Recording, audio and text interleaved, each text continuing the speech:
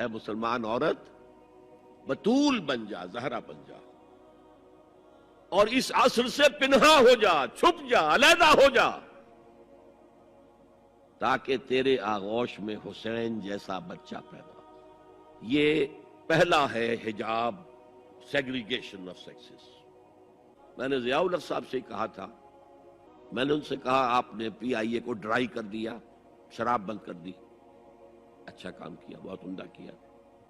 दुनिया तो यही कहेगी ना कि दकियानूसी है, चलिए बर्दाश्त करें। लेकिन ये एयर हॉस्टेसेस जो जाती हैं क्रू के साथ और 2-2 हफ्ते बाहर रहती हैं, ये कौन से इस्लाम की रूह से जायज है? औरत महरम के बगैर हज को नहीं जा सकती, महरम के बगैर उम्रे के लिए नहीं जा सकती, और ये कानून था पाकिस्तान। मैंने कहा आप औरत को नहीं जाने देते हज के लिए, हालांकि वो अधेड़ उम्र की होती है, अमूमन बूढ़ी होती हैं।